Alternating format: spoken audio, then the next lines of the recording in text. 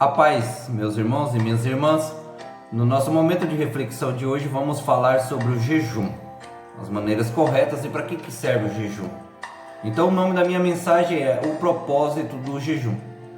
Quando jejuamos, estamos abandonando práticas alimentares que o corpo necessita, tentando buscar a quem? Somente a Deus, não é mesmo? Dizemos a Deus que estamos sacrificando o corpo para estar junto a Ele, ter mais acesso a Ele. Esse é um jejum com propósito. Mas ficar sem comer, sem motivo algum relacionado às coisas de Deus, não é um jejum bíblico. Tipo, você não vai almoçar hoje, então está contando como jejum. Não é válido. Jejuar nos torna sensíveis às coisas espirituais. Nos aproxima do Senhor e fortalece o nosso espírito contra o inimigo. E o inimigo reconhece esse poder que o jejum tem, e ele também perde força. O jejum aumenta o poder da nossa oração, e acredite, o jejum apressa as respostas que você procura. Mas você deve jejuar a fins espirituais, ou seja, para salvação de alguém, salvação de almas, para receber poder, para testemunhar ou pregar, por libertação, por cura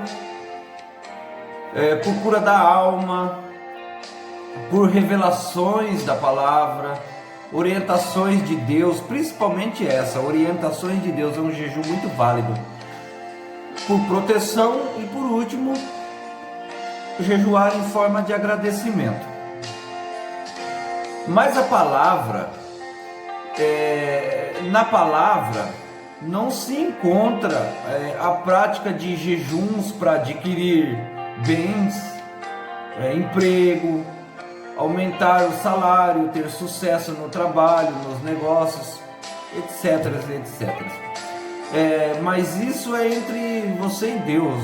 Eu acredito que todo jejum com propósito válido, seja ele dentro da Bíblia ou não, ele é válido perante o Senhor. Isso cabe a você, no seu íntimo, conversar com Deus, né?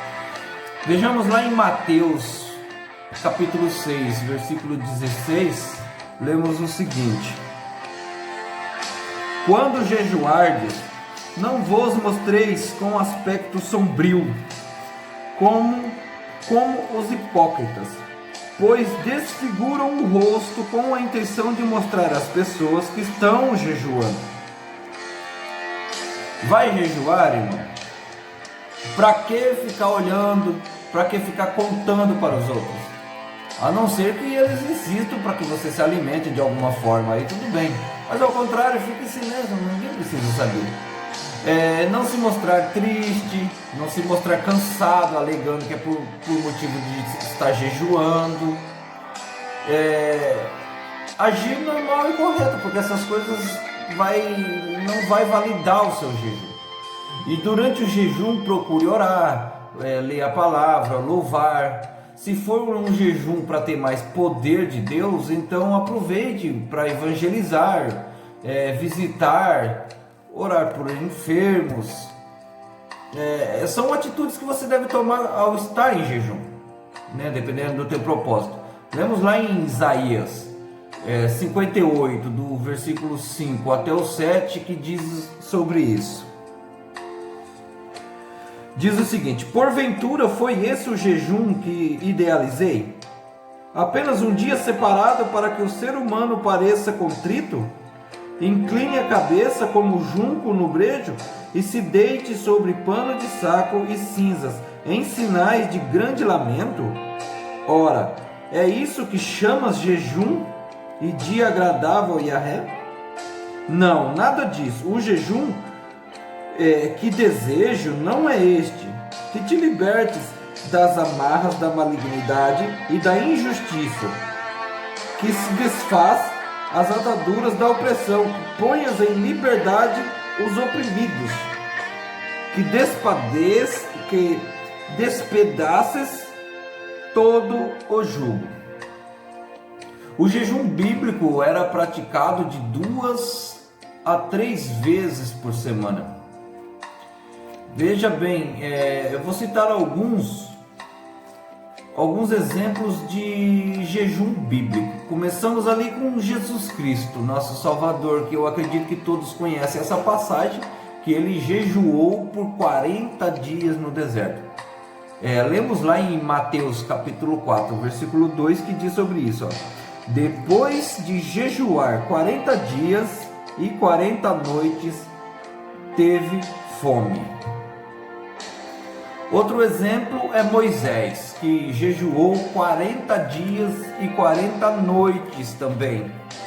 Mas veja bem, no caso específico de Moisés, Deus o sustentou ali no monte, né? Lemos lá em Deuteronômio 9, do versículo 9 ao 18, que diz sobre isso. Subindo eu ao monte para receber as sagradas placas de pedra, as tábuas da aliança que o Senhor estabelecera convosco, permaneci na montanha 40 dias e 40 noites, não comi pão nem bebi água. Deus deu-me então as 2 placas de pedra escritas pelo dedo de Deus. Sobre elas estavam escritas todas as palavras que Deus vos proclamara do meio do fogo, quando estavas em assembleia ao pé da montanha. Após 40 dias e 40 noites em sua presença, Deus entregou-me as 2 placas de pedras e tábuas da aliança. Deus ordenou-me então: levanta-te, desça sem demora, pois teu povo se dirigiste em liberdade para fora do Egito, já se corrompeu. Esse é um exemplo de Moisés. Irmãos, Moisés, há alguns relatos que a presença de Deus era tão maravilhosa que quando Moisés desceu do monte, até o seu semblante era outro, até o seu aspecto físico mudou, por estar tanto tempo na presença ali de Deus ali, né? Outro exemplo também é Elias. Elias andou 40 dias e 40 noites apenas com 2 pães e 2 botijas de água que ele recebeu de um anjo.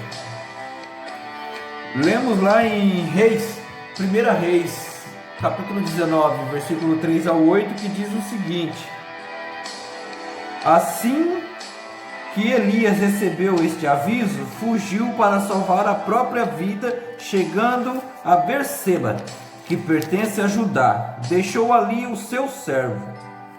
Quanto a ele, fez pelo deserto a caminhada de um dia e foi sentar-se debaixo de um pé de gesta, uma espécie de arbusto, e ali orou, pedindo para si a morte, dizendo: agora basta, ó Deus, retire-me a vida, pois não sou melhor que meus pais. Deitou e dormiu ali mesmo, sob a gesta. Mas eis que um anjo o tocou e disse-lhe: levanta-te e alimenta-te. Abriu os olhos, olhou ao redor, e eis que ali, junto à sua cabeceira, havia um pão quente que fora assado sobre pedras em brasa, em uma vasilha com água fresca. Tendo comido e bebido, voltou a se deitar. Irmãos, existem vários exemplos de jejum bíblico e é muito bom para você a prática do jejum, ainda mais nesses tempos tão atribulados.